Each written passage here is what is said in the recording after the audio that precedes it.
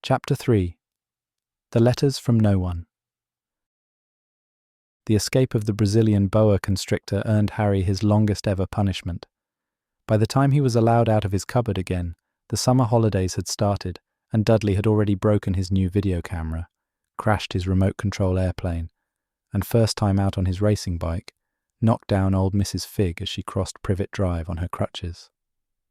Harry was glad school was over, but there was no escaping Dudley's gang, who visited the house every single day. Piers, Dennis, Malcolm and Gordon were all big and stupid, but as Dudley was the biggest and stupidest of the lot, he was the leader.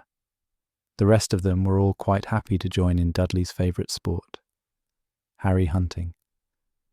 This was why Harry spent as much time as possible out of the house, wandering around and thinking about the end of the holidays, where he could see a tiny ray of hope. When September came, he would be going off to secondary school, and for the first time in his life, he wouldn't be with Dudley. Dudley had been accepted at Uncle Vernon's old private school, Smeltings.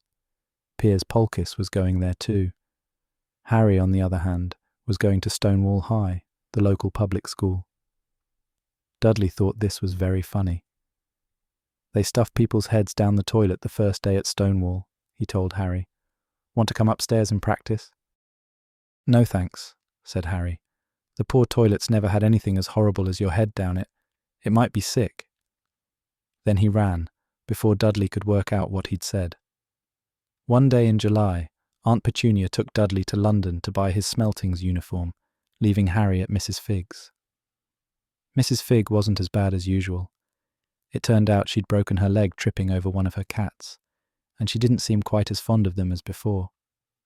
She let Harry watch television and gave him a bit of chocolate cake that tasted as though she'd had it for several years. That evening, Dudley paraded around the living room for the family in his brand new uniform. Smeltings boys wore maroon tailcoats, orange knickerbockers, and flat straw hats called boaters. They also carried knobbly sticks, used for hitting each other while the teachers weren't looking. This was supposed to be good training for later life. As he looked at Dudley in his new knickerbockers, Uncle Vernon said gruffly that it was the proudest moment of his life. Aunt Petunia burst into tears and said she couldn't believe it was her ickle Dudleykins. He looked so handsome and grown up. Harry didn't trust himself to speak. He thought 2 of his ribs might already have cracked from trying not to laugh. There was a horrible smell in the kitchen the next morning when Harry went in for breakfast. It seemed to be coming from a large metal tub in the sink. He went to have a look. The tub was full of what looked like dirty rags swimming in grey water. "What's this?" he asked Aunt Petunia. Her lips tightened as they always did if he dared to ask a question. "Your new school uniform," she said. Harry looked in the bowl again. "Oh," he said, "I didn't realize it had to be so wet." "Don't be stupid," snapped Aunt Petunia. "I'm dyeing some of Dudley's old things grey for you. It'll look just like everyone else's when I've finished." Harry seriously doubted this, but thought it best not to argue. He sat down at the table and tried not to think about how he was going to look on his first day at Stonewall High, like he was wearing bits of old elephant skin, probably. Dudley and Uncle Vernon came in, both with wrinkled noses because of the smell from Harry's new uniform. Uncle Vernon opened his newspaper as usual, and Dudley banged his smelting stick, which he carried everywhere, on the table. They heard the click of the mail slot and flop of letters on the doormat. "Get the mail, Dudley," said Uncle Vernon from behind his paper. "Make Harry get it." "Get the mail, Harry. Make Dudley get it." "Poke him with your smelting stick, Dudley." Harry dodged the smelting stick and went to get the mail. 3 things lay on the doormat: a postcard from Uncle Vernon's sister Marge, who was vacationing on the Isle of Wight, a brown envelope that looked like a bill, and a letter for Harry. Harry picked it up and stared at it, his heart twanging like a giant elastic band. No one, ever, in his whole life had written to him. Who would? He had no friends, no other relatives. He didn't belong to the library, so he'd never even got rude notes asking for books back. Yet here it was, a letter, addressed so plainly there could be no mistake. Mr. H. Potter. The cupboard under the stairs. 4 Privet Drive, Little Whinging, Surrey. The envelope was thick and heavy, made of yellowish parchment, and the address was written in emerald green ink. There was no stamp. Turning the envelope over, his hand trembling, Harry saw a purple wax seal bearing a coat of arms, a lion, an eagle, a badger, and a snake surrounding a large letter H. "Hurry up, boy," shouted Uncle Vernon from the kitchen. "What are you doing, checking for letter bombs?" He chuckled at his own joke. Harry went back to the kitchen, still staring at his letter. He handed Uncle Vernon the bill and the postcard, sat down, and slowly began to open the yellow envelope. Uncle Vernon ripped open the bill, snorted in disgust, and flipped over the postcard. "Marge is ill," he informed Aunt Petunia. "Ate a funny whelk." "Dad," said Dudley suddenly. "Dad, Harry's got something." Harry was on the point of unfolding his letter, which was written on the same heavy parchment as the envelope, when it was jerked sharply out of his hand by Uncle Vernon. "That's mine," said Harry, trying to snatch it back. "Who'd be writing to you?" sneered Uncle Vernon, shaking the letter open with one hand and glancing at it. His face went from red to green faster than a set of traffic lights, and it didn't stop there. Within seconds it was the greyish white of old porridge. "Petunia!" he gasped. Dudley tried to grab the letter to read it, but Uncle Vernon held it high out of his reach. Aunt Petunia took it curiously and read the first line. For a moment it looked as though she might faint. She clutched her throat and made a choking noise. "Vernon! Oh my goodness! Vernon!" They stared at each other, seeming to have forgotten that Harry and Dudley were still in the room. Dudley wasn't used to being ignored. He gave his father a sharp tap on the head with his smelting stick. "I want to read that letter," he said loudly. "I want to read it," said Harry furiously, "as it's mine." "Get out, both of you," croaked Uncle Vernon, stuffing the letter back inside its envelope. Harry didn't move. "I want my letter," he shouted. "Let me see it," demanded Dudley. "Out!" roared Uncle Vernon, and he took both Harry and Dudley by the scruffs of their necks and threw them into the hall, slamming the kitchen door behind them. Harry and Dudley promptly had a furious but silent fight over who would listen at the keyhole. Dudley won, so Harry, his glasses dangling from one ear, lay flat on his stomach to listen at the crack between door and floor. "Vernon," Aunt Petunia was saying in a quivering voice, "look at the address. How could they possibly know where he sleeps? You don't think they're watching the house?" "Watching, spying, might be following us," muttered Uncle Vernon wildly. "But what should we do, Vernon? Should we write back? Tell them we don't want—" Harry could see Uncle Vernon's shiny black shoes pacing up and down the kitchen. "No," he said finally. "No, we'll ignore it. If they don't get an answer, yes, that's best. We won't do anything. But I'm not having one in the house, Petunia. Didn't we swear when we took him in we'd stamp out that dangerous nonsense?" That evening when he got back from work, Uncle Vernon did something he'd never done before. He visited Harry in his cupboard. "Where's my letter?" said Harry, the moment Uncle Vernon had squeezed through the door. "Who's writing to me?" "No one. It was addressed to you by mistake," said Uncle Vernon shortly. "I have burned it." "It was not a mistake," said Harry angrily. "It had my cupboard on it." "Silence!" yelled Uncle Vernon, and a couple of spiders fell from the ceiling. He took a few deep breaths and then forced his face into a smile, which looked quite painful. Yes, Harry, about this cupboard. Your aunt and I have been thinking. You're really getting a bit big for it. We think it might be nice if you moved into Dudley's second bedroom." "Why?" said Harry. "Don't ask questions," snapped his uncle. "Take this stuff upstairs now." The Dursleys' house had 4 bedrooms, one for Uncle Vernon and Aunt Petunia, one for visitors, usually Uncle Vernon's sister Marge, one where Dudley slept, and one where Dudley kept all the toys and things that wouldn't fit into his first bedroom. It only took Harry one trip upstairs to move everything he owned from the cupboard to this room. He sat down on the bed and stared around him. Nearly everything in here was broken.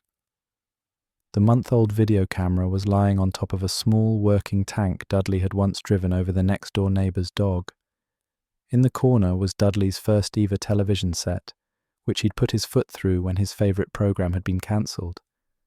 There was a large bird cage, which had once held a parrot that Dudley had swapped at school for a real air rifle, which was up on a shelf with the end all bent because Dudley had sat on it. Other shelves were full of books. They were the only things in the room that looked as though they'd never been touched. From downstairs came the sound of Dudley bawling at his mother. "I don't want him in there. I need that room. Make him get out." Harry sighed and stretched out on the bed. Yesterday he'd have given anything to be up here. Today he'd rather be back in his cupboard with that letter than up here without it. Next morning at breakfast, everyone was rather quiet. Dudley was in shock. He'd screamed, whacked his father with his smelting stick, been sick on purpose, kicked his mother, and thrown his tortoise through the greenhouse roof, and he still didn't have his room back. Harry was thinking about this time yesterday and bitterly wishing he'd opened the letter in the hall. Uncle Vernon and Aunt Petunia kept looking at each other darkly. When the mail arrived, Uncle Vernon, who seemed to be trying to be nice to Harry, made Dudley go and get it. They heard him banging things with his smelting stick all the way down the hall. Then he shouted, "There's another one!" Mr. H. Potter, the smallest bedroom, 4 Privet Drive. With a strangled cry, Uncle Vernon leapt from his seat and ran down the hall, Harry right behind him. Uncle Vernon had to wrestle Dudley to the ground to get the letter from him, which was made difficult by the fact that Harry had grabbed Uncle Vernon around the neck from behind. After a minute of confused fighting, in which everyone got hit a lot by the smelting stick, Uncle Vernon straightened up, gasping for breath, with Harry's letter clutched in his hand. "Go to your cupboard. I mean your bedroom," he wheezed at Harry. "Dudley, go, just go." Harry walked round and round his new room. Someone knew he had moved out of his cupboard, and they seemed to know he hadn't received his first letter. Surely that meant they'd try again, and this time he'd make sure they didn't fail. He had a plan. The repaired alarm clock rang at 6 o'clock the next morning. Harry turned it off quickly and dressed silently. He mustn't wake the Dursleys. He stole downstairs without turning on any of the lights. He was going to wait for the postman on the corner of Privet Drive and get the letters for number 4 first. His heart hammered as he crept across the dark hall toward the front door. Harry leapt into the air. He'd trodden on something big and squashy on the doormat. Something alive. Lights clicked on upstairs, and to his horror, Harry realized that the big, squashy something had been his uncle's face. Uncle Vernon had been lying at the foot of the front door in a sleeping bag, clearly making sure that Harry didn't do exactly what he'd been trying to do. He shouted at Harry for about half an hour, and then told him to go and make a cup of tea. Harry shuffled miserably off into the kitchen, and by the time he got back, the mail had arrived, right into Uncle Vernon's lap. Harry could see 3 letters addressed in green ink. "I want," he began, but Uncle Vernon was tearing the letters into pieces before his eyes. Uncle Vernon didn't go to work that day. He stayed at home and nailed up the mail slot. "See," he explained to Aunt Petunia through a mouthful of nails. "If they can't deliver them, they'll just give up." "I'm not sure that'll work, Vernon." "Oh, these people's minds work in strange ways, Petunia. They're not like you and me," said Uncle Vernon, trying to knock in a nail with the piece of fruitcake Aunt Petunia had just brought him. On Friday, no less than 12 letters arrived for Harry. As they couldn't go through the mail slot, they had been pushed under the door, slotted through the sides, and a few even forced through the small window in the downstairs bathroom. Uncle Vernon stayed at home again. After burning all the letters, he got out a hammer and nails and boarded up the cracks around the front and back doors so no one could go out. He hummed Tiptoe Through the Tulips as he worked and jumped at small noises. On Saturday, things began to get out of hand. 24 letters to Harry found their way into the house, rolled up and hidden inside each of the 24 eggs that their very confused milkman had handed Aunt Petunia through the living room window. While Uncle Vernon made furious telephone calls to the post office and the dairy trying to find someone to complain to, Aunt Petunia shredded the letters in her food processor. "Who on earth wants to talk to you this badly?" Dudley asked Harry in amazement. On Sunday morning, Uncle Vernon sat down at the breakfast table looking tired and rather ill, but happy. "No post on Sundays," he reminded them cheerfully as he spread marmalade on his newspapers. "No damn letters today." Something came whizzing down the kitchen chimney as he spoke and caught him sharply on the back of the head. Next moment, 30 or 40 letters came pelting out of the fireplace like bullets. The Dursleys ducked, but Harry leapt into the air trying to catch one. "Out! Out!" Uncle Vernon seized Harry around the waist and threw him into the hall. When Aunt Petunia and Dudley had run out with their arms over their faces, Uncle Vernon slammed the door shut. They could hear the letters still streaming into the room, bouncing off the walls and floor. "That does it," said Uncle Vernon, trying to speak calmly but pulling great tufts out of his moustache at the same time. "I want you all back here in 5 minutes ready to leave. We're going away. Just pack some clothes, no arguments." He looked so dangerous with half his moustache missing that no one dared argue. 10 minutes later they had wrenched their way through the boarded-up doors and were in the car, speeding toward the highway. Dudley was sniffling in the back seat. His father had hit him round the head for holding them up while he tried to pack his television, VCR and computer in his sports bag. They drove, and they drove. Even Aunt Petunia didn't dare ask where they were going. Every now and then Uncle Vernon would take a sharp turn and drive in the opposite direction for a while. "Shake 'em off, shake 'em off," he would mutter whenever he did this. They didn't stop to eat or drink all day. By nightfall, Dudley was howling. He'd never had such a bad day in his life. He was hungry. He'd missed 5 television programs he'd wanted to see, and he'd never gone so long without blowing up an alien on his computer. Uncle Vernon stopped at last outside a gloomy-looking hotel on the outskirts of a big city. Dudley and Harry shared a room with twin beds and damp, musty sheets. Dudley snored, but Harry stayed awake, sitting on the windowsill, staring down at the lights of passing cars and wondering. They ate stale cornflakes and cold tinned tomatoes on toast for breakfast the next day. They had just finished when the owner of the hotel came over to their table.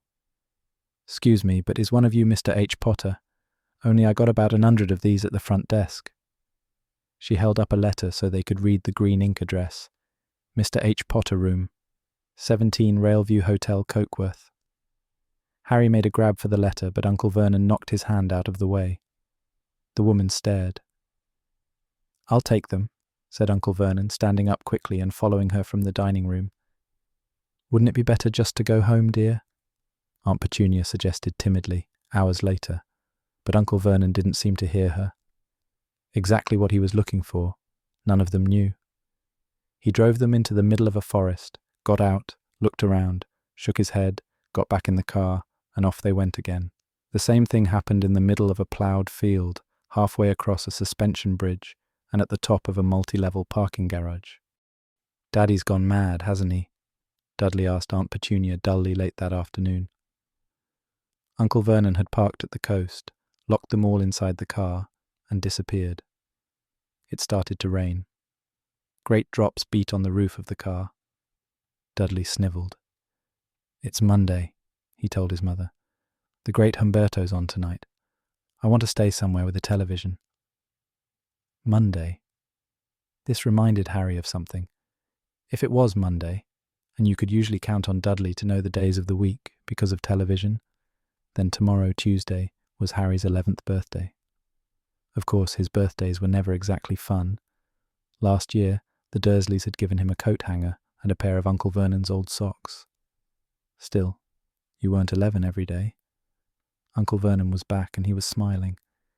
He was also carrying a long, thin package and didn't answer Aunt Petunia when she asked what he'd bought.